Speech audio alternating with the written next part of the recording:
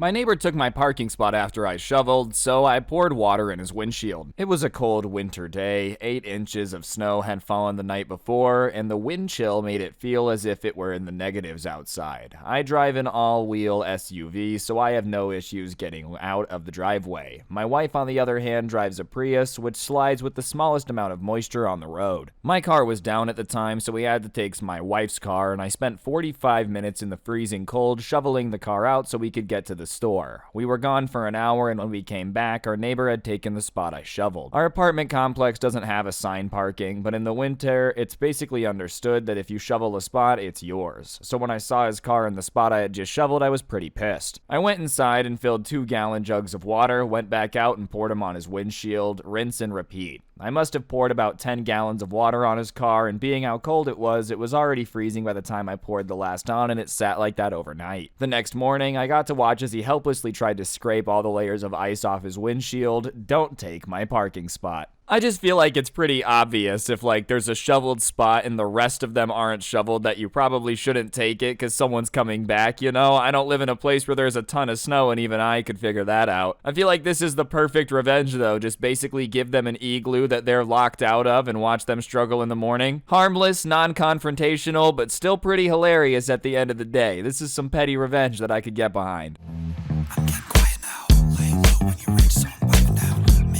Alright, what's going on, guys? It's your boy Scrubby here, back again with another video. As you guys know, the Reddit videos have been doing pretty good here on the channel, so I figured I'd bring you guys a especially long one today. We're going to be taking a look at the subreddit r/PettyRevenge, because I figured it would have some entertaining story times for us to get into. So, yeah, without further ado, let's get into it and press the like button. Otherwise, no joke, no scam. You're going to get 720 no-scoped by a llama, and then he's going to, post it on YouTube, and it's gonna go viral. You don't want that, so press the like button and let's go. Trying to buy a house from the most entitled couple that I've ever met. Years ago, we decided to move closer to my parents. The housing choices were slim, but we found a dilapidated house close by, and it looked like it needed lots of work and seemed overpriced for the area. We organized a viewing to decide on it and brought my very practical dad with us for a second opinion. The viewing was conducted by the owners, and from the very beginning, they were off. They'd never sold a house before, and we were the first people to view it, and they actually said to us during the viewing that they were doing us a favor for offering us their hoarder's paradise at such a great price. We told them we wanted to move closer to my parents, and I think they assumed we were desperate. We got home, had a think, and the next day offered the agent a price below the asking price, which we believed to be suitable for its condition. Hours later, the agent calls back and says the owners are going to pray on it for a week and give us an answer. This time span is unheard of in my country, as an answer is usually given in a day. A week later, they decline our offer, and we offered the agent another $2,000. The agent calls back and tells us the seller refused to give us an answer yet because they haven't even started looking for a house, and the owners think they can sell it for more than the asking price now, so they'll get back to us when they're ready and we'll wait. We rescinded the offer.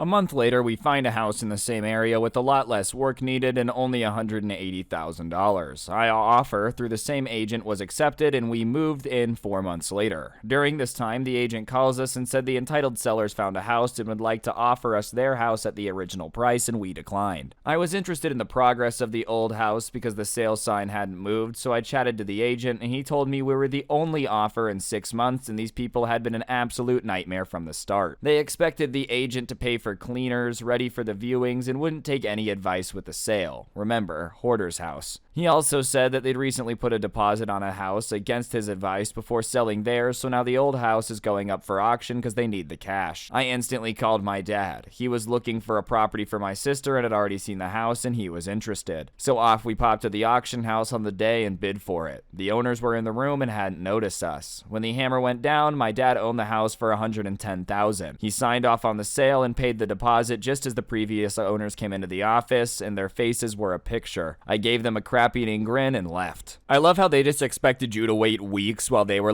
house shopping, and then when they were ready, you could give them what they wanted. Yeah, listen, we understand it's been a month and we're hoarders, but we'll take that $200K. I understand that's way more than you offered, but we'll just take the full amount. Hey, I guess it comes full circle when you end up getting the house for $90,000 less than they wanted you to pay, right? That's a massive massive W for you. Neighbors kept complaining about my Christmas decorations, so I just kept adding more of them. I own a big house. I'm talking an old Victorian type that I restored. An older couple moved in across the street this summer and started complaining about everything I did. They didn't like the siding I was having put on, my front door color's ugly, they hated all the different colored flowers I had planted, they didn't like the idea of a young single woman living in a house I clearly couldn't afford, and they actually told me that. I tried to ignore them until Christmas. I put up a few lights and a few blow-ups and nothing that the other neighbors don't do, and this couple started complaining right off. Christmas offended them. I just smiled and added more, and at this moment my house can be seen on Mars. To add to the petty, I told the neighbor next to me and he told another and then another, and you get the picture. First of all, it's none of your business how they afford the house. As long as it's taken care of, it's absolutely none of your concern, you know? You mind your business. But on top of that, I love that all the neighbors are getting involved. If there's one thing I've learned from many Christmas movies, you never complain about Christmas lights because then your neighbor is going to go insanely overboard. Like, seriously, I understand that they don't like Christmas, but if they had watched a single Christmas movie, they would have been familiar with this concept, you know? You're CCing everyone about my supposed mess up? Fine, I'll reply all with my response. We recently launched a project to select a group of beta testers, and late on a Sunday evening, I'm not paid to be on call or work in the weekend, I got an email from the boss CCing everyone involved with the project, that the entire site is down and can I please get it sorted urgently, as this makes the company look bad, complete with a screenshot of the problem. I'm really glad for the screenshot. I didn't even need to open my laptop to see what the problem was. I'm mildly peeved at the tone of the email, and I don't think including everyone plus the janitor was necessary, so I reply all saying the reason the boss is getting an error is because he typed the wrong website into his browser. I get a sheepish mail from him the next day saying that no, it was actually one of the beta testers that had sent him the message about the website not working in the screenshot. He had just forwarded it and was glad that he wasn't actually a problem. Sure, buddy. Very petty, but I got a kick out of it. I mean, he tried to make the save, but yeah, I don't understand why you need to include everybody in the janitor on a problem that you haven't even double-checked. If anything, it makes it more embarrassing that a beta tester sent you a screenshot and you immediately had to embarrass him in front of everyone. You know, you might want to fact check before you start slinging around accusations of someone being lazy, dude. It's insane how many people don't understand how to be a boss that, like, respects their employees. You don't need to embarrass them in front of everyone. If anything, that's just gonna make them hate you. Upstairs neighbor doesn't care, so I made them care. I used to live in an old renovated farmhouse with one apartment upstairs and mine below. I would have to get up for work every day at 3 a.m., and the hardworking mom upstairs worked 2 jobs for her obnoxious kids. Every time she worked an overnight shift, they would throw parties and be rowdy like crap. Loud music, banging on the walls, and what sounded like them bouncing medicine balls off the ground. I went up several times and knocked them and told them, look, I'm not gonna tell your mom or call the cops, I just want some sleep, but, so you know, you're fine to keep having fun, but could you please keep the noise down so I can wake up for work at 3? I did this several times in 1 week and they finally told me, F off, you old man. I was 23. I knew my landlord and he knew how to work on, or he knew I knew how to work on houses, so he gave me the only key to the basement where all electrical, hot water heaters, and etc. were stored. After being told to go F myself, I had enough, went downstairs, flipped off the breaker to the upstairs apartment, locked the door, and went back for a peaceful night's sleep. Woke up at 3 and turned the power back on as I left for work. Every day the parties got loud for the next 2 weeks, I would simply turn off the power and enjoy a nice night's sleep. After that, no more parties. I think the message came through. I have to give immense respect for the fact that he didn't snitch in all of this. Like, he could have easily have gone to their mom and been like, look, your kids are throwing parties every time you're at work. He didn't want to stress her out, didn't want to add more to her plate, so he just waged, you know, psychological warfare on the upstairs apartment by turning the power off. I think it's pretty funny, all things considered. Like he said, I'm not gonna tell anyone, just keep it down. Oh, go F yourself. All right, man, now I'm just turning off the power if you guys are gonna try to keep me up all night. You know, your mom's not home, she's the one paying the bills. Not like you guys need the power if she's not here. She's just insanely confused on, like, why the alarm clocks are reset after every shift. Say goodbye to your check. Short and sweet. I was waiting in line at the bank and they have you line up outside. That's not a problem, but on this particular day it was a little bit windy, which was not a problem for me. This guy gets out of his car, check in hand, and you know where this is going. The wind whips the check out of his hand and I somehow managed to step on it as it scooted by me. I wasn't really expecting a thank you, to be honest, but I definitely wasn't expecting the guy to chew me out for dirtying up his check. Thanks for stepping on my check. The bank probably won't accept it now. Call me a jerk, but I lifted up my foot and let it blow away in the wind down the street and said, well, they definitely won't accept it now. The guy flipped his crap as he was chasing it down the street, and I got called up as next in line. Sorry, not sorry. Listen, I mean, obviously the act itself's a little mean, but I don't think you're mean because he was upset with you for dirtying up the check. I mean, all right, sure, I'll just let it blow away next time. That's exactly what you did. I don't understand why you'd be mad at a stranger for doing you a solid and preventing you from having to run down after paper in the wind, but on the bright side, at least he got his cardio in, you know. You're a jerk! Yep, well, all right, my check will be cashed by the time you get back, big dog. Reserve a bike locker when you shouldn't. Nothing a 20-pound pair of bolt croppers can't fix forever. This happened a few years ago, and I was reminded of it on another bike lock revenge. The town where I live in has full-size bike lockers that are very secure, and on these lockers are signs saying you can't reserve them by leaving them locked and empty. I regularly commuted from my hometown to the next big city, and I used to cycle each morning to the train station, wheel my bike into a locker, lock it, and go to work. One morning, I get there and all the lockers are used. It's a real pain in the butt, but I get my wife to drive in, take my bike home, and I go to work. Next morning, I get to the lockers 30 minutes sooner, thinking I just needed to be there sooner, and nope, all used. I start to wonder what's going on, and I get on my hands and knees and look under the doors of the lockers. Nearly all of them are empty, but locked by people. First, I try to be reasonable, and I call the council, who have the "don't you dare lock these when empty" signs, and they avoid responsibility, saying it's the train station's job. I ask the station manager, and he claims it's the councilman's responsibility. So I go to eBay and make it my responsibility, and it's frightening what you can cut through with a 20-pound pair of bolt croppers. The next Saturday, I drive into the station, and for every locker that is locked and doesn't have a bike in, I cut the lock and take it.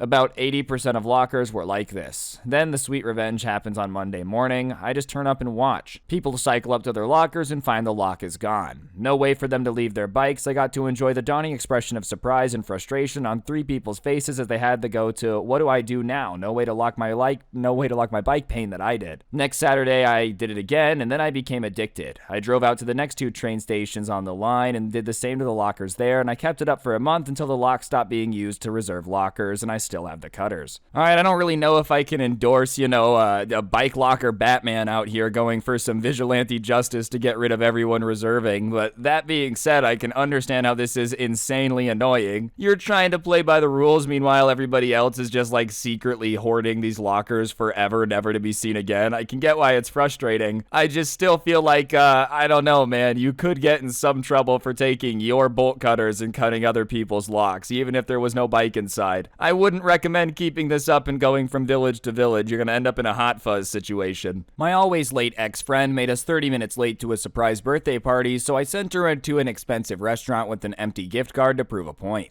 A few years ago, I had a friend, Alex, who was always late. She was also the kind of person who would tell you, I'm on my way, when she was not, in fact, on her way. That was one trait of hers that caused me quite a lot of inconvenience. One time, we were both invited to a surprise party for a mutual friend, and clearly written on the invitation was something along the lines of, be sure to arrive at 6 p.m., don't be late or you'll miss the surprise. Come the day of the party, she and I agreed to meet at my house and drive over together at around 5 p.m. I asked her when she would be at my place, and she told me she'd be there at around 5:30, which was great because it was about 30 minutes away. At 5:30, I called her to ask her where she was, and she told me she hadn't left yet, and then she promised that she'd be there in 5 minutes, and I figured it's okay because she lived close. Long story short, she ended up getting to my house at 6. I was mad, and we left immediately and made it to the party around 6:30, and by that time, the surprise had taken place, and it was in full swing. I mentioned to her that I was really bothered she had been late. Not only that, but she had strung me along and lied to prevent me from being on time, and she responded by saying things like, it's not a big deal, and we were only 30 minutes late, don't be so dramatic. At that point, I was sick of her being late and her attitude. Being late, lying, and downplaying someone's feelings are all rude. So I went to a nearby steakhouse, took a gift card without putting money on it, and wrote $30 on the card and gave it to her a few days later, telling her it was a random gift for being my friend. A few days later, I got a text from her asking if I was sure I activated the card, and I told her yes, and asked her why she was asking. She responded saying she had gone there with some friends without her purse and tried to use the gift card, and it wasn't working. It was at that point I gave myself away by saying, oops, I guess it was wrong, and it's not a big deal deal because you're only $30 short. She immediately picked up on what I was doing and proceeded to receive a few very angry texts about how embarrassed she was and how rude and disrespectful I was for doing that, and all of this because she was late, blah blah blah. I simply responded with, so you're saying if I tell you one thing and do another, it directly impacts your life in a negative way and it's disrespectful? And if you get mad at me for it and I downplay your feelings, it's rude, and am I understanding you correctly? She didn't respond, and I found out later none of her friends were able to cover her dinner, so she stayed for 30 minutes for her parents to rescue her. We didn't talk much after that, but hopefully she learned a lesson, and I'm sure she had a great time, and I'm sure I had a great time teaching it. This one's great, but the only reason I'm gonna say it crossed the line a little bit is because that poor restaurant staff, dude. This person sounds like they suck, and you just made them have to sit there for 30 minutes hearing about how crappy their friend was for giving them an empty gift card. You know, it is pretty funny though. I guarantee you that this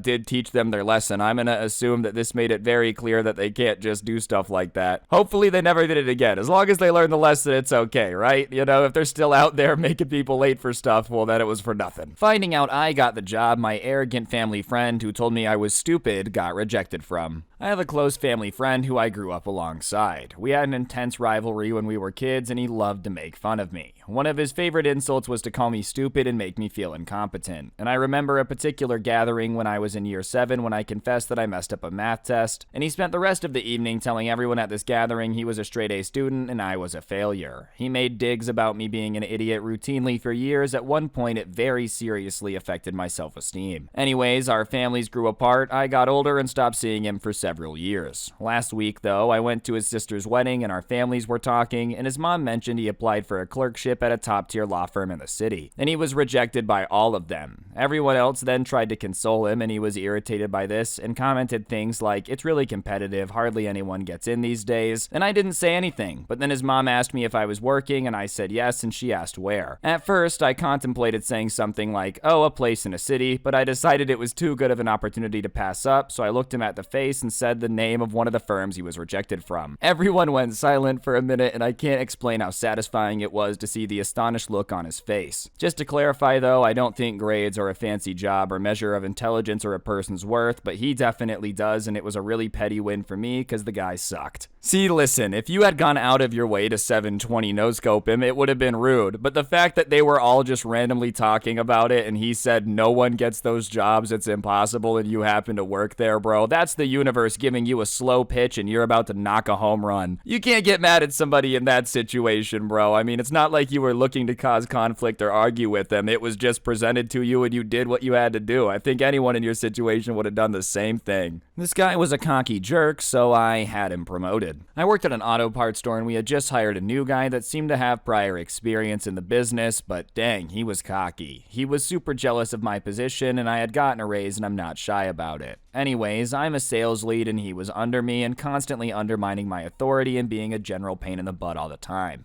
He ignores my instructions and always tries to threaten me with policy, so what I did was drop a hint that there's a store manager position I'm considering, which normally is a good position, but this store was a wreck and everyone knew it. Never held a manager for over a month, but of course he applied for the position just because he thought I did, and he got it by default because no one had applied in over a month of it being open. Pretty soon, he's working 120 hours a week on salary with no overtime, and the store barely broke even, so we didn't get commissions. And that's like a quarter of their pay. I was making over double per hour with all the chill, cushy shifts in a fully staffed store that made bank. The store ended up shutting down and he got moved somewhere else. It didn't ruin his life, but it had to be miserable for a while and he made less money per hour than he did before. Don't assume you're smarter than people you don't know. See, this is brilliant because you didn't even have to do anything. You're just like, hey, if this store manager position's open, I might apply, and he instantly went above and beyond to do it so that way he could take it from you. You didn't even do anything. You didn't recommend him for it. You didn't put him up for it. You just planted the seed and he made his own tree of crap, and for that reason, this one's solid. When my boss has me work outside of work hours, I make him work outside of work hours. I work with a big company that lets me work 4 10-hour shifts a week and have Fridays off. Occasionally, at the beginning of this, I would get a text on Friday from my boss or a text when I'm off on vacation, and this annoyed me. Nothing about my job has that level of urgency. The biggest annoyance to me is when I had the day off so I could move out of my house, and he texted me that morning and I ignored it. And then he called me and I ignored it, and he called me me again a few minutes later and I answered, and he wanted to talk about something that could wait till Monday, but he wanted to call anyways. So I decided to start handling things with a little pettiness. Anytime you want to text or call me on a day off, that's fine, but I'm not going to respond until after 6 p.m. and I'll always ask a question with it, which makes him work when he isn't working. After a few tries of this, he figured it out, subconsciously or consciously, and never texts me when I'm off anymore. Dude, okay, if he did figure it out and it wasn't subconsciously, then like, I don't know, man. I feel like he would have said something. If he thought you were trying to be petty and reply outside of work hours, he seems like the type of dude that would have called you and wanted to have a conversation about it. Seriously though, this is the right way to handle it, because you're not being disrespectful. You're just like, all right, dude, I'm off. I don't think you understand that I'm not supposed to be working. I warned you that I was not gonna do those shifts. During my last few high school years and early university years, I worked part-time in a supermarket at the checkout department. Of course, you would see your fair share of Karens and Richards and Kevins and entitled parents, entitled kids, etc. But no one in that store was more infuriating to deal with than the most recently hired supervisor. She was the kind of supervisor that will deny paid time off if you didn't give 4 weeks notice, despite all of our contracts saying we only needed to give 2 weeks notice, and when you tried to give 4 weeks notice, she would say, "It's too long ago, I don't remember you asking." At the time of the story, I had worked for the store for quite a few years, and every Christmas season I would say the same thing to the supervisors. I don't have any plans, I'm not leaving town, so if you need me for extra shifts, just put me down when you need me, as long as I'm finished by 9:30. They knew I would not care if it was any day of the week, just a 4-hour shift, 11-hour shift. I was completely free with no plans and flexible. My only condition was I had to be done by 9:30. This was because I had not yet gotten my full driver's license, and it's illegal for me to drive myself without some kind of supervisor between the hours of 10 p.m. and 5 a.m. The store was open from 8 to 10, so out of those 14 hours, I couldn't work a half hour of it. It was a good system between me and the lead that got a lot of extra shifts, with a lot of them being last minute. Early November, the new supervisor asked me about my December and January availability, and I said the same old song. You can put me down for extra shifts whenever, for any day, as long as I'm done by 9:30. She asked why 9:30, and I explained to her about my driver's license, and she nodded and walked away. Mid-November rolls around, and the December schedule's released, and I'm given plenty of extra shifts as per usual, but you might have seen this coming. I'm scheduled 6 days a week, but, 5 of them end at 10 p.m. I found the supervisor as soon as I saw the schedule and reiterated I couldn't work past 9:30, and the conversation went like this. But you can still work until 10 p.m. I can't, or else I'll be driving illegally, and I don't want to do that. Yeah, but there's other ways you can get yourself home. Like what? Have your family pick you up. No, they're in and out of town on business. You can take the bus. No, it arrives every hour, 10 to the hour. I'm not working until 10 and then waiting outside in the dark alone until 10:50 p.m. What about Uber? I'm not working all day just to spend it on an Uber to go home. Well, then I guess you need to find someone to fill in those shifts for you. Nope, according to my contract, I don't. And then she just walks away and I'm left there speechless. Later that same shift, when she was the only one around, she completely left me out to dry with a horrid customer who could not use the self-service checkout to save his life and took it all out on me. We've all seen horrible people like that, but this guy in particular was so bad, co-workers, even those from different departments, kept coming to ask if I was okay after dealing with him. Not my supervisor, though.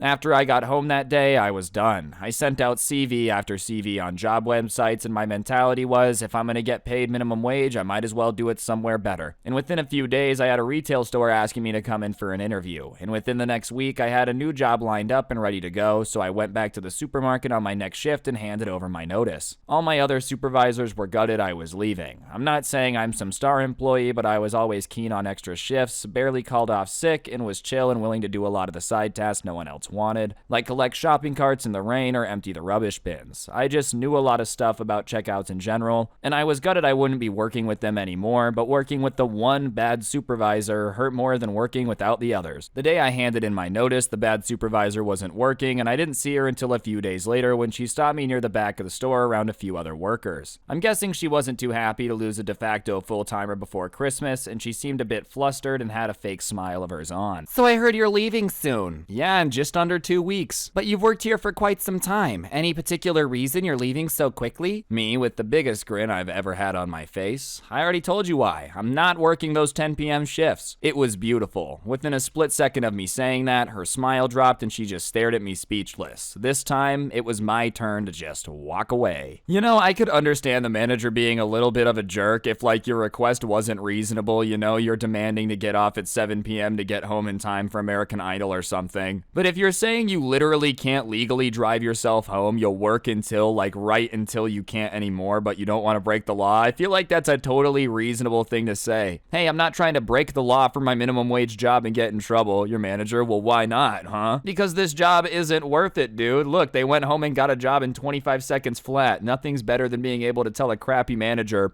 shove it. Evil boss lady fired me and didn't give me my last check for a month. Ka-ching! I got a job as an EMT after 6 months community college training course. I was woefully unqualified and I barely knew the basics, but the teacher kept saying, don't worry, the new job will train you when you're hired. I got hired as an ambulance transport place that just took people to dialysis and things like that, not emergency services. But there was no training. I was told to figure it out myself and I didn't know what I was doing and quickly realized I wasn't a fit but continued to try. On day 4, I was let go. I had worked 4 days total and I signed a paper with reasons they were firing me, all of which I agreed with, so I signed. I asked if they had my check ready and the man who was doing the paperwork said they didn't, but they'd send it to me. Not exactly legal, but alright. I waited and there was no check. I called to see where it was and they were supposed to get that to me by law pretty quick. I called a few times to see where it was and the boss lady was so rude, hanging up on me, not taking calls, and when I did get someone they'd say, we'll mail it. I started researching labor laws because it was getting ridiculous, and that's when I find out they have to give me a day's pay for every day my check is late, which is $150, so I stopped calling and started waiting. I finally got a check, but it was a payroll check, and it turns out I had worked 2 days in one period and 2 on the next. So I called again to tell them and got yelled at by the boss lady. I waited another 2 weeks and got my last check and filed a claim with the labor board for not getting my final paycheck in the time allowed by law because it had been a month late by then. First meeting was mediation with a way to try to settle. The boss lady wasn't having it and kept saying she didn't owe me anything and her offer was $500. She said this was all set up with me and I knew that she owed me closer to $3,000 and didn't have a leg to stand on, so I refused and she stomped out and said I'd be hearing from her lawyer, and next we went before a labor judge. This time the evil boss had done her research and gave every excuse an employer can use for not paying me the last check. She said I moved, she said I never tried to call them, they tried to call me numerous times, they tried to call me to get my address but my number was changed, she said her husband was a cop and an honest person and I was a liar and did all it intentionally. She said I purposefully didn't clock in and the times were messed up, and she claimed a ton of reasons why I was fired. She claimed I almost killed one of the patients, none of which were listed on the paper they made me sign, and the judge called her out on that. I went home, printed my phone records, highlighted the calls, and got a letter from my landlord saying I hadn't moved and took it back to the labor board and dropped it off. I didn't get to see the judge again, so I don't know if the judge ever saw it, but I did win the case, plus the judge added 4 days because the last check was sent on a Friday before a 3-day weekend, and I was supposed to be paid until the postmark date, but didn't get paid until the following Tuesday. Over $3,000. Also, the evil lady wasn't paying the ambulance drivers double overtime after 12 hours, so I let that slip while I was in the mediator's office and she said she'd looked into it and I hope that they did. If you are running some massive successful business, I don't understand why you would want to take somebody's last 2 paychecks. What was it? $150 a day, $600? You're gonna literally go to court over it, pay the lawyer's fees, all of this, end up having to pay over $3,000 or just pay people for the work that they did. It's not like he was robbing you. He literally did the work. I feel like the least you could do is hand over the check for the hours worked. I just don't understand why she would want to end up in a courtroom arguing over this instead. They parked in my spot that I pay for, so I blocked them in all day. In my complex, we have specifically assigned spots that you have to pay for. This person, I guess, doesn't want to pay for a spot, so they park on the street all the time, which is doable but a huge pain in the butt since you can't leave it overnight without a notice from management. The first time they'd done it, I confronted them as I happened to catch them as they were getting out of the car, and they claimed they live in the townhouse right next to my spot and that someone had parked there, so they parked there in my spot. That would make sense to me if I had ever seen their car parked in the spot before, and that the car wasn't there all the time anyways. Also, the owner of the car was screaming at me while their friend was the calm one. I was fed up because other strangers had parked in my spot before, making me have to park out on the street. For context, yes, we do have garage doors as it's underground parking, but management has never got them operational for some reason. So this same person eventually parked in my spot once again, and I was done. Normally, I'd just call security and they'd come threaten to tow the car because it's code COVID, they're not sending people out unless it's a serious situation. So I happily parked my car right behind theirs. Luckily, I own a tiny car, so it's small enough to effectively double park, but it'll still leave even big SUVs with enough room to get in and out. I left a note on the car saying, "Note to management security, car license with blank, parked in my spot, and I'll be out of town till tomorrow. If there's any problems, call me with the number on file." Of course, I wasn't out of town at all. Then I came back, went out for a day to give them time to get their car, and I have never seen it parked in my spot since, only on the street. I would just say overall that like stealing someone's parking spot that they pay for and then yelling at them when they confront you about it is a good way to make sure that you never get to use that parking spot again. I mean, honestly. Hey, can you please move your car and not block me in? You're an idiot. This is my spot. You're a moron. All right, dude. Now I'm going to go out of my way to make sure that I double park you in as efficiently as possible so you're never able to move the car again. Anyways, guys, I think that's going to do it for the video. Hopefully you enjoyed. If you did, I would really appreciate you taking a second to press the like button. Let me know in the comment section down below what you thought. Or, of course, you could, subscribe, turn on noties. If you really want to help me out, I'll put a link to the intro song down below, along with a link to my podcast, The Scuffed Cast, or of course, you could use code Scrubby at the G Fuel checkout to get a discount on G Fuel. Last but not least, I do put some of my content up on Spotify so you can listen to it offline without gameplay, whatever you prefer. I'll put that link in the top of the description, or you can get yourself some of the coolest merch to ever exist. That link's also in the description, so be sure to go check it out. And yeah, on that note, guys, I think that'll do it. Don't get anyone pregnant. If you do, make sure they're hot, and hopefully I will see each and every single one of you guys next time. I'm out. Peace.